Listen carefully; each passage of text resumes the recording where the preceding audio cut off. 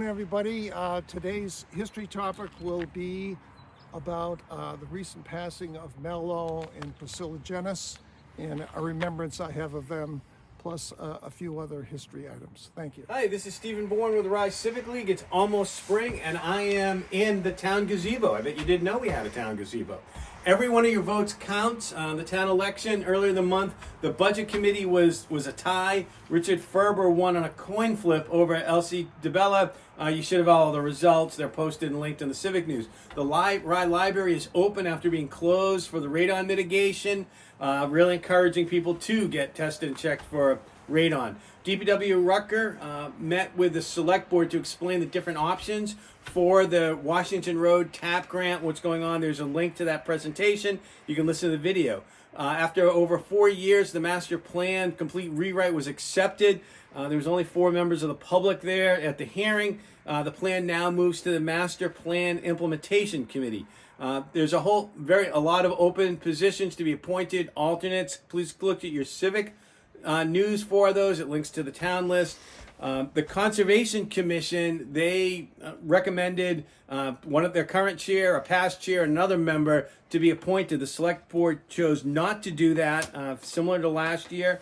There were 10 candidates, and what for the full-time and the alternate position. They only discussed the 3 that they appointed, none of the other ones. So, little question about when that was discussed in the public.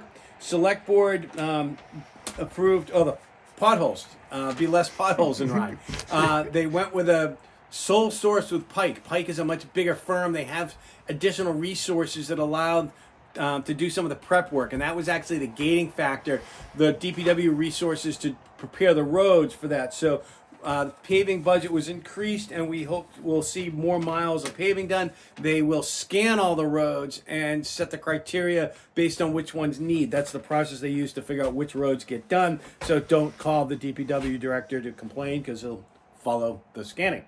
The select board declared their individual goals for this year. You can read that in the Civic News.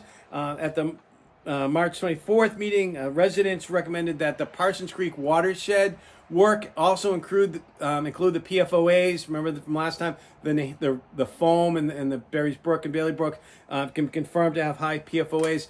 April 8th at 7 p.m. in the Rye Library, the FB Environmental will be giving an update on Parsons Creek. So please plan to attend that. And then residents also said with Breakfast Hill Landfill that we bring in the New Hampshire DOT. Another resident said, why are we only ones paying for this? We may not be the only principal party. Others may be responsible. And he estimated we paid over $1 million so far in monitoring the hazards and the cap, et cetera, on that landfill. Alex is going to talk to you about, we did have a moment of silence for Mel Lowe and Priscilla Jenness, 2 outstanding civic leaders in our past who recently passed away. Mosquitoes, yes, they are coming, but there's a notice from the Mosquito Commission. If you have wetlands, get a hold of them. They can pre-larvicide. That makes a huge difference. All right, here's Alex.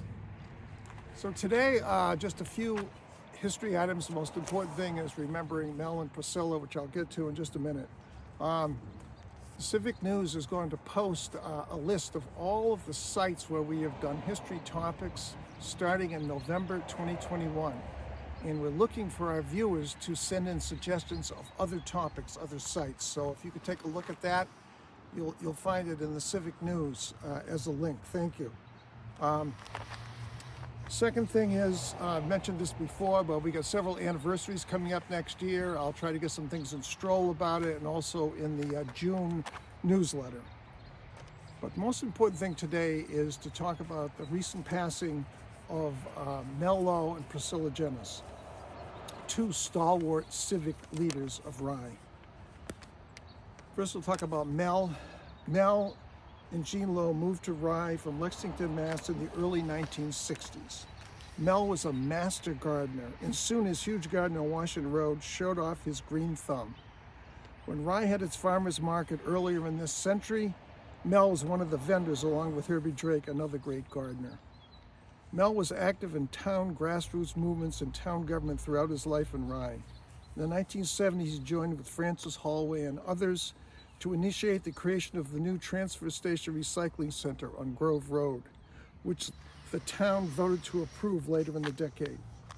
Mel even rode on the group's float in the Bicentennial Parade in 1976, exhorting citizens to get behind their plan, one of the first such pioneering efforts in the country.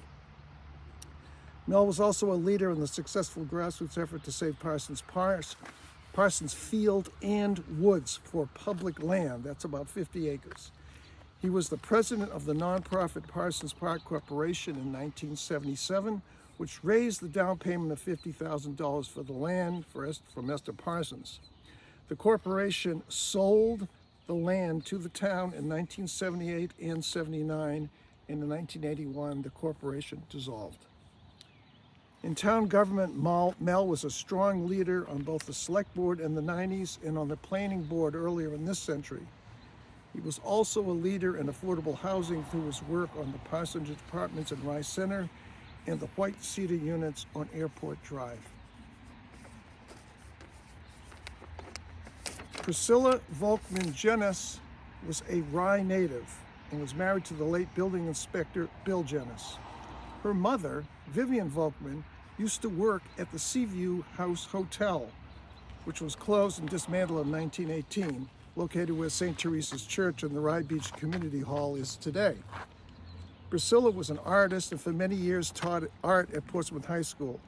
In 1990, she contributed some sketches to the Historical Society's new publication of my mother's poetry called Rye and Beyond, the poetry of Jesse Herlihy.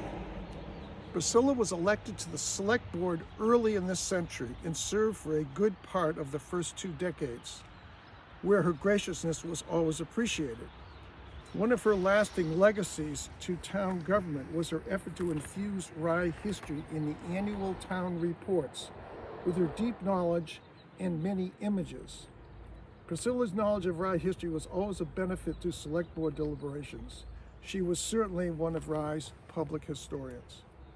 After retiring from the select board in about 2019, she continued to work on her Rye memoir, which she had hoped to publish. She contributed an excerpt of that memoir to my new Rye history, which will be published later this year. These are just a few of the highlights of these 2 stalwart members of Rye. I knew them both very well and will always remember their vibrant and open personalities and what good people they were. Their spirits live on. Thank you.